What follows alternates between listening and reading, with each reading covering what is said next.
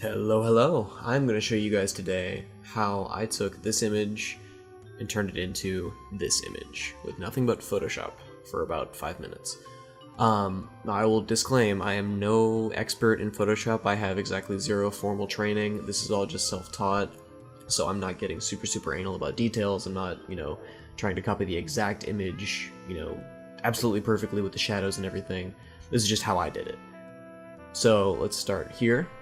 I first took my quick selection tool and just selected all of the concrete. I've already pre-selected an image, which you may notice is not the same image that I used in my actual post. I actually could not find that image again.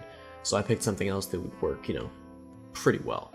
So select the entire background area, make sure there's no weird edges or anything like that. Make sure the layer is not locked, and then just delete it. So get rid of the background, so you have that checkered kind of blank transparent background. Now I can grab the eraser brush, go in, kind of refine the little details, the little parts that the quick selection tool did not get. So get all those out, clean up some edges, clean up the corners that weren't picked out quite as easily. You'll notice for the details I'm not getting super in-depth with them, because they are, after all, for an Instagram post, and even if you do zoom in on an Instagram post, it doesn't retain the quality well enough for you to notice that the shoelace got cut just a tiny bit, or there's a tiny bit of refinement that didn't get done, or there's a oddly parallel part of a line, whatever. There's a lot of crimes that you can kind of hide in this context that aren't really worth spending the time going into, but if you're doing this stuff for print or anything like that, it's definitely worth going into every little detail and getting as clean as possible. But in this instance, I just didn't see that as necessary. Okay, so now that all of the little bits are fixed, I'll drag in this tile background that I found, scale it up nice and big to give it some actual, depth or scale. I definitely wanted to mess with the proportions a little bit, just to make it look a little bit imperfect, because, obviously too much perfection just looks fake, because nothing is actually that real. So as you can see with this, it's, again, too perfect. The lines are too straight, so I'll transform it, give it that kind of fake camera perspective look where everything's a little bit warped. Make sure the lines aren't perfectly straight, make sure it looks like, the round lens captured the image, because it did. So once that's where I want it to be, lock it in place, and then I'm going to add a blur. The reason you want to blur is, again, this exact same thing. The focal point of the camera is actually on the top shoe, so I want to match that background to the bottom shoe as much as I can, because it's only, an inch or two difference. So if you go too high, it's going to be way too blurry and look fake. So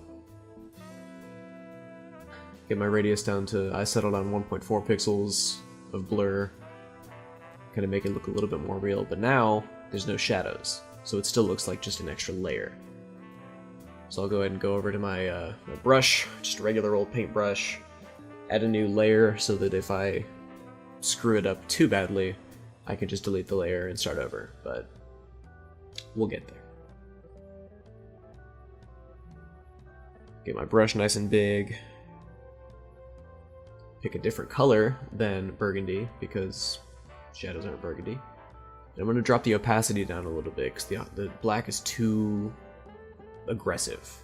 So bring that opacity down. I usually go between half and anything lower than that for kind of shadow work.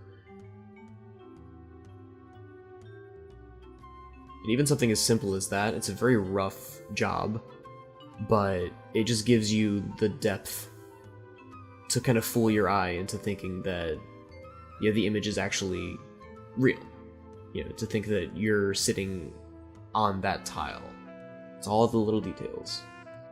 And if you notice, I put this shadow layer under the layer of me, so I don't have to, erase any brush strokes from my shoes or from the table or from my knee or anything like that. So with just a couple little strokes, it doesn't take much to kind of fool your eye, especially in the scale of an Instagram post, into thinking that this could have actually been the real, floor of where we were. And obviously this is a very quick second time doing it edit. I actually like the original one a little bit better, because even in the reference picture, even in the original tile photo, the floor was a little bit more gray. It had a little bit less definition of where the grout for the tile was, so it flowed a little bit easier. So the shadows blended in a little bit better. I was able to kind of make a more convincing image with that background, but I spent about 20 minutes trying to look for that same background on Google Images.